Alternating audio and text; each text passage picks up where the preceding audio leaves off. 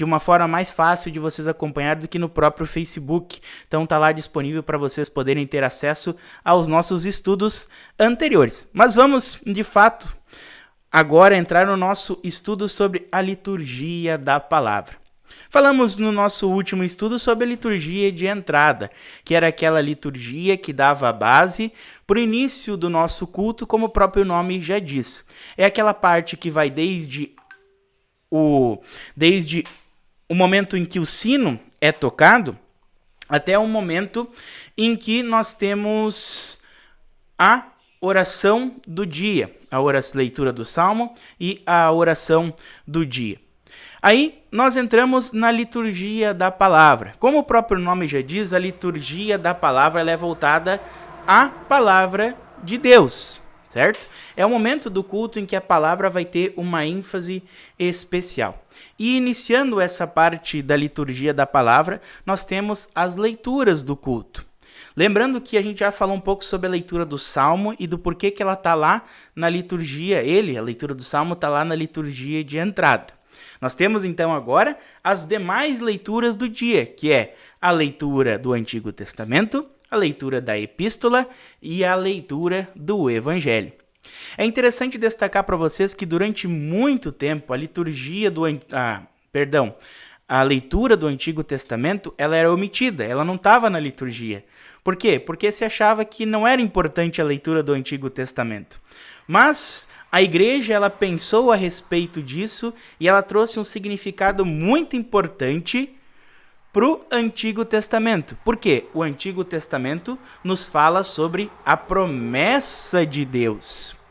Nos fala sobre a promessa de Deus que é cumprida em Cristo Jesus, e aí nós temos o Novo Testamento. Então a leitura do Antigo Testamento ela é muito importante para o culto, porque nós temos a promessa e o cumprimento da promessa na leitura do Evangelho. Sem a promessa não há cumprimento de uma promessa. Então, por isso a importância da leitura. E um alto destaque que eu dou para vocês é que a leitura do Antigo Testamento nos traz todo o testemunho do povo de Deus do Antigo Testamento. E eu lembro dos profetas e dos servos de Deus, como Moisés, como Abraão, como Samuel e outros livros que nós temos na Bíblia, outros servos de Deus que nós temos no Antigo Testamento. Por isso, a importância, então, da leitura do Antigo Testamento. E aí nós vamos para a segunda leitura desse momento da liturgia da palavra, que é a leitura da Epístola.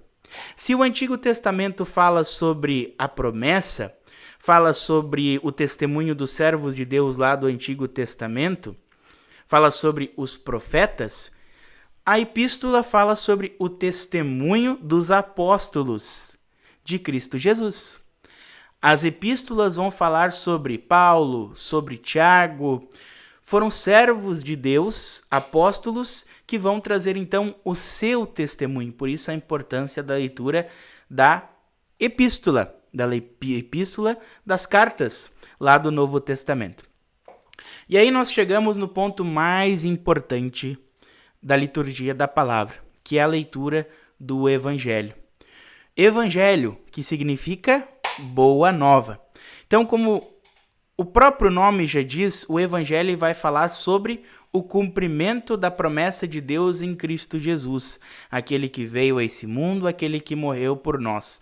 Vai falar sobre o que Jesus fez aqui nesse mundo e a sua caminhada e morte na cruz por cada um de nós. Fala sobre a sua ascensão, que ele retornou a esse mundo, que ele instruiu os seus discípulos. E algo também fundamental, fala sobre os sacramentos que Jesus instituiu, como o batismo e a Santa Ceia. Por isso é importantíssima a leitura do Evangelho. Em um culto que ele é menor, em que ele deve ser suprimido, ele deve ser um pouquinho menor, as outras leituras podem ficar de fora, porém a leitura do Evangelho ela é importantíssima. E geralmente ela vai ser a base da mensagem do pastor naquele culto daquele fim de semana. Um exemplo vai ser o culto desse fim de semana. Esse fim de semana nós teremos um culto voltado às servas, né? Será uma temática das servas, aqui na Congregação Bom Pastor da Vila Passa Sete, e nós teremos apenas a leitura do Evangelho, porque é um culto temático. E quando nós temos um culto temático, ele vai ter um tema específico, e geralmente esse tema é retirado de uma leitura. E essa leitura é que é a base daquele culto. Por isso, somente vai estar aquela leitura no culto. São casos especiais. Mas nos demais cultos nós temos então na liturgia da palavra a leitura do Antigo Testamento, da Epístola e também leitura do Santo Evangelho, do Evangelho. Há momentos no período pós-Páscoa em que a leitura do Antigo Testamento é substituída pelo relato de Atos, mas é porque Atos conta sobre o crescimento da igreja. Por isso, então, é que a leitura ali da parte do Antigo Testamento ela é substituída por Atos, mas só naquele momento. Depois da liturgia, então, da palavra em que é feita as leituras do Antigo Testamento, a leitura da Epístola e a leitura do Evangelho, nós temos a confissão de fé. A confissão de fé ela pode ser feita antes da pregação, antes da homilia, ou após a homilia. O que é a confissão de fé? O credo.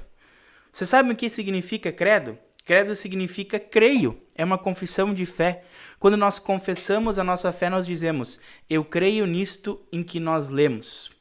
Eu creio nisto em que o pastor trouxe para nós a palavra, trouxe para nós essa meditação, trouxe para nós essa homilia. Nós cremos nisso e confessamos nisso. Então, o momento do credo, ele é um momento em que a igreja, em que a congregação, ela testemunha em conjunto a sua fé na Trindade, em Deus Pai, Filho e Espírito Santo. E ainda afirma de que as leituras são a base daquilo que nós vivemos no nosso dia a dia. Nos remetem a Cristo Jesus, o nosso Senhor e o nosso Salvador. Antes de nós para o nosso momento de estudo, logo depois da confissão de fé, nós temos a homilia do pastor. Muitos dizem que a homilia ela é o ponto mais alto de um culto. É onde a palavra ela é ensinada pelo pastor. E de fato podemos dizer que ela é um ponto muito importante do culto. É onde nós temos a exposição, a explicação de um texto lido no fim de semana. Algo que eu não comentei com vocês e que nós vamos falar ainda nessa nossa série de estudos é sobre um livro chamado Lecionário. De onde é que o pastor tira essas leituras do fim de semana?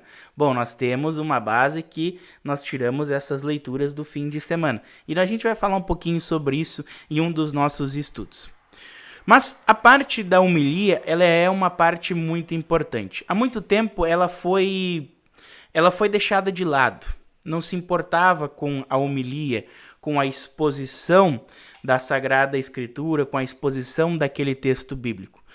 A homilia, a gente tem vários exemplos de como ela pode ser. Quando nós temos um culto com mais pessoas, essa homilia, ela normalmente vai ser conduzida apenas pelo pastor. Quando nós temos um culto menor, já aconteceu aqui na nossa paróquia, nos pontos de pregação, de nós termos poucos membros presentes naquele dia no culto. E nós fizemos um estudo, uma homilia estudo, onde há a participação do pastor e há a participação dos membros presentes naquele culto. É uma homilia estudo, que é conduzida pelo pastor e tem a participação dos membros. Há também aquelas homilias em que o pastor traz algo dinâmico, traz uma dinâmica, algo que é feito para trazer uma ilustração para aquele texto. Como, por exemplo, o que nós fizemos no culto de Pentecostes, lá na Vila União. Quem acompanhou o nosso culto online sabe o que foi feito no culto de Pentecostes. Quem acompanhou também o nosso culto onde nós falamos sobre o amor de Deus pelo mundo, em que eu entreguei uma caixa e dentro daquela caixa estava a cruz de Cristo Jesus. Então é uma homilia que ela é dinâmica. Mas é importante ressaltar que nem sempre se deve fazer esse tipo de ilustração na mensagem. Sempre é bom variar na exposição da Sagrada Escritura. E há formas diferentes de se expor a Sagrada Escritura para a congregação. E vocês já podem ter percebido isso, que cada pastor tem a sua característica de expor a Sagrada Escritura. Um faz de uma exposição do texto, lê o texto novamente, expõe versículo por versículo. Outros já trazem um elemento do texto e analisam aquele elemento com a congregação, mas todas elas têm a base em algo, e essa base é expor, explicar a Sagrada Escritura, explicar aquele texto da melhor forma para a congregação poder compreender o grande amor de Deus pelo mundo, o grande amor de Deus por cada um de nós.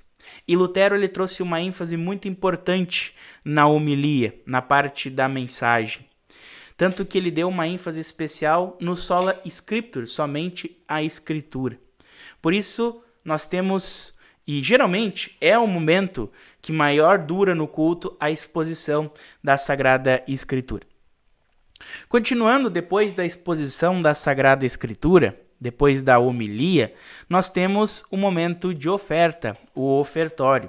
E aqui nós temos algo muito importante. Nem sempre o momento da oferta era o momento em que a pessoa ia até o altar e levava dinheiro. Nos tempos do Novo Testamento, as pessoas elas levavam aquilo que elas tinham em casa, aquilo que elas produziam. Algo que semelhante ao que nós fizemos no culto da festa da colheita, onde o altar ele é enfeitado com elementos da agricultura, com frutas, com verduras, com coisas que vêm da terra, coisas que nós produzimos, coisa que a nossa terra produz. E essa era uma forma de se levar a oferta no Novo Testamento. Nós fazemos isso, né, nos nossos cultos da festa da colheita, mas não é algo da nossa rotina, né? Nós hoje levamos a nossa contribuição, a nossa oferta até o altar. E é importante dizer o seguinte, que essa nossa oferta ela é importante para a manutenção do trabalho da igreja. É algo que quando nós levamos ela até o altar, nós dizemos, Senhor, obrigado por aquilo que tu colocaste na minha vida. Obrigado pelas bênçãos que tu derramou na minha vida. Sou grato a ti e por isso parte daquilo que tu me deste, eu coloco em tuas mãos em sinal de gratidão. Por isso a importância do momento do ofertório, o momento da oferta. E é muito significativo a congregação poder levar até o altar a sua oferta. E algo que eu vou destacar agora é o momento em que o pastor levanta o prato da oferta até em cima. E é o momento em que o pastor ele oferece aquela oferta a Deus. Ele diz, Senhor, recebe esta oferta do teu povo em gratidão a tudo o que tu fizeste por ele. E aí, continuando, chegando mais para o fim da parte da nossa liturgia, da palavra, nós temos o momento da oração geral. Percebam que, diferente da primeira parte, que é a liturgia da entrada, onde eu trouxe textos da Bíblia que são base para eles, essa segunda parte não tem uma base bíblica concreta. Por quê? Porque nós sabemos que a palavra de Deus ela precisa ser lida. Ela já era lida nas sinagogas, já era lida pelos profetas, era lida também pelos servos de Deus. E por isso que a gente faz essa leitura. A exposição da palavra era feita também. Jesus ele ensinou ao povo por meio de parábolas. Ele ensinou ao povo com elementos que o povo estava acostumado. Ele utilizou o Antigo Testamento para dar base naquilo que ele ensinou. E assim também Paulo, assim também Tito, Timóteo, entre outros servos de Deus. E aí nós chegamos então na oração geral da igreja, a parte final da nossa liturgia da palavra. A oração geral da igreja é diferente da oração do dia, onde nós temos uma introdução do assunto que vai ser tratado naquele dia, onde nós pedimos tranquilidade, calma, que o Espírito Santo haja no nosso coração. Na oração geral é o momento em que o pastor entrega diante de Deus todas as necessidades da congregação, todas as necessidades do povo ali reunido. É importante destacar que na oração geral não é o momento de nós fazermos pedidos individuais a Deus. Por que não é o momento? Porque a oração geral da igreja, ela é geral. E quando a gente faz a oração, a gente já agradece a Deus por todas as bênçãos das nossas vidas, né? Por isso que o pastor, alguns fazem, não está errado, não está errado, alguns fazem. Mas a oração geral é para ser, como o próprio nome já diz, oração geral. Então nós incluímos todos os aniversariantes, incluímos todos os enfermos da nossa congregação, dos nossos conhecidos, incluímos tudo aquilo que nós temos no nosso coração quando nós terminamos orando o Pai Nosso. Na oração geral, nós temos algumas ordens a seguir. É onde nós agradecemos pelo que Deus fez por nós em Cristo Jesus. É o momento que nós entregamos, então, diante de Deus, tudo aquilo que nos aflige. Como essa Covid-19, o coronavírus, a gente pede, Senhor, proteja cada um de nós, esteja junto de nós, não deixe que essa Covid venha nos afligir, cuide de cada um de nós, afaste esse mal desse mundo. São pedidos da congregação. Por isso que não há pedidos individualizados, isso é importante. Os pedidos individualizados nós podemos fazer nos nossos momentos de orações individual.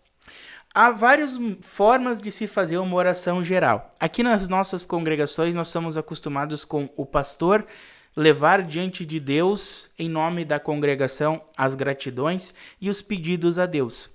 Mas também podemos fazer da seguinte forma: o pastor faz uma petição e a congregação dá uma resposta. Como, por exemplo, Senhor, esteja diante de nós nessa noite que está para começar. E aí a congregação responde, Senhor, ouve a nossa oração e atende a nossa súplica. E há também uma outra forma, em que o pastor ele vai fazendo a oração e a comunidade vai respondendo com amém, assim seja. Amém, assim seja. E há essa forma com que nós estamos acostumados, com que o pastor faz e conduz a oração e entrega diante de Deus, e a congregação, dizendo que aceita e reconhece esta oração e faz conjunto com o pastor, responde dizendo amém. Amém, que significa sim, assim seja. Então, estas são as partes da liturgia da palavra. Percebam que a nossa liturgia ela vai tendo uma sequência determinada, uma sequência que nos conduz para algo. Nós temos a liturgia da entrada, onde uma das principais partes é a confissão dos pecados, onde nós reconhecemos que somos pecadores e carecemos da misericórdia de Deus, da glória de Deus. Chegamos na liturgia da palavra, onde nós temos a exposição e a explicação da Sagrada Escritura, do Antigo Testamento, da Epístola e também do Evangelho.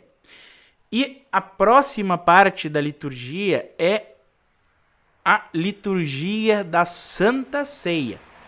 Esse é o ponto máximo no culto da Igreja Luterana, onde nós participamos e recebemos o verdadeiro corpo e sangue de Cristo. E o culto todo ele vai nos preparando para esse momento íntimo de comunhão com Cristo Jesus, onde ele vem ao nosso encontro verdadeiramente, através do pão e do vinho. Queridos irmãos, a liturgia da palavra é essas são as partes da liturgia da palavra, e ela também é fundamental para o nosso culto, principalmente porque é através dela que nós conhecemos mais sobre a revelação de Deus, a palavra,